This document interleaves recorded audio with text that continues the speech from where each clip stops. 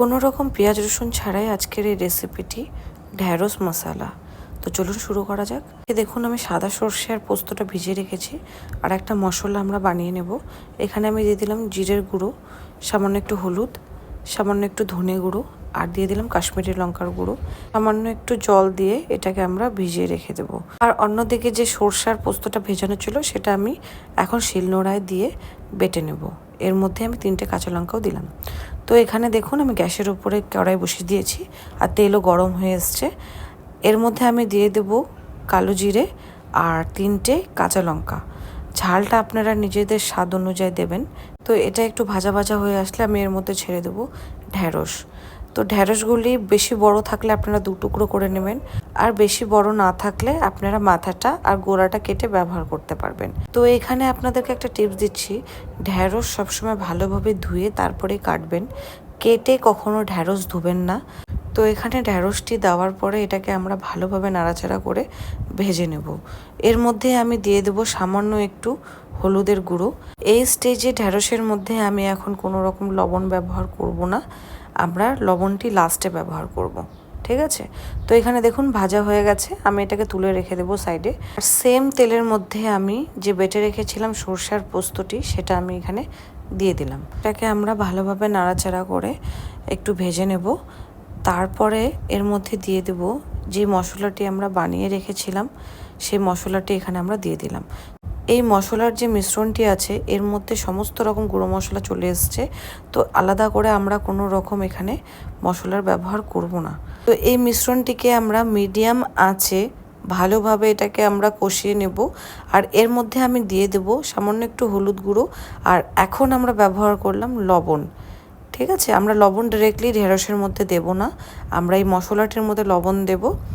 আর এটাকে আমরা ভালোভাবে এখন ভেজে নেব। রান্নাটিতে যাতে ভালো একটা রং আসে সেই জন্য আমি এই স্টেজে ব্যবহার করব সামান্য একটু চিনি। চিনিটি এই স্টেজে দিলে পরেই রান্নাটিতে খুবই ভালো একটা রং আসবে। তো চিনিটি দেওয়ার পর এটাকে ভালোভাবে নাড়াচাড়া করব। যখন দেখবেন মশলা থেকে এভাবে তেল ছেড়ে এসছে, তখন আমরা এই স্টেজে দিয়ে দেব সামান্য একটু টক দই। টক দইটি আমি ভালোভাবে বাটির মধ্যে নিয়ে ফেটিয়ে নিয়েছি, আপনারাও এইভাবেই ব্যবহার করবেন। টক দইটি দেওয়ার পরে এই মশলাটিকে ভালোভাবে নাড়াচাড়া করে আমরা এটাকে খুব ভালোভাবে কষিয়ে নেব। আর দেখুন এখনই কত সুন্দর একটা রং চলে এসছে রান্নাটির মধ্যে, আরও সুন্দর রং আসবে। তো এটাকে আমরা এখন কষাবো। কষিয়ে নিয়ে দেখুন যখন মশলা থেকে এইভাবে তেল ছেড়ে আসবে পুরো, তখন ভাববেন মশলাটি হয়ে গেছে আমাদের। ঠিক আছে? তো এই স্টেজেই আমরা যে ভেজে রেখেছিলাম ঢ্যাঁড়সগুলি আমরা এখানে অ্যাড করে দেবো। ঢ্যাঁড়সটি দেওয়ার পরে এটাকে খুব ভালোভাবে মিশিয়ে নিতে হবে, যাতে প্রত্যেকটা ঢ্যাঁড়সের মধ্যে মশলা চলে আসে। ঠিক আছে? তো এখানে আমরা ভালোভাবে নাড়াচাড়া করে নেব। তো এই স্টেজে গ্যাসের যে ফ্লেমটা আছে সেটা একদম মাইল্ড থাকবে, একদম লো ফ্লেমে থাকবে, কেননা এখন অবধি কোনো রকম আমরা জল ব্যবহার করিনি রান্নাটিতে, তো নিচে লেগে যাওয়ার সম্ভাবনা থাকবে। তো এখানে ঢ্যাঁড়সটি দেওয়ার পরে আরও 1 মিনিটের মতো এটাকে আমরা কষিয়ে নেব। বেশি কষাবেন না, নাহলে ঢ্যাঁড়স পুরো গলে ভূত হয়ে যাবে। এই রান্নাতে কোনো রকম ঢাকনার ব্যবহার করব না, কেননা ঢ্যাঁড়স এমন একটা জিনিস যেটা খুব তাড়াতাড়ি রান্না হয়ে যায়। জন্য এটাকে সামান্য একটু কষিয়ে নিয়ে আমরা এর মধ্যে ঢেলে দেব গরম জল।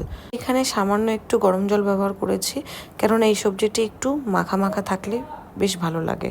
তো এখানে দেখুন আমার রান্নাটি রেডি হয়ে গেছে, আর আমি এখন ওপর থেকে ছড়িয়ে দেবো সামান্য একটু গরম মশলার গুঁড়ো। তো আপনারাও বাড়িতে নিরামিষের দিনে এই রান্নাটি করুন, আর অবশ্যই আমাকে জানাবেন কেমন লাগলো। তো রান্নাটি ভালো লাগলে আপনারা অবশ্যই লাইক করবেন আর সাবস্ক্রাইব করে আপনাদের ভালোবাসা দেবেন। ধন্যবাদ।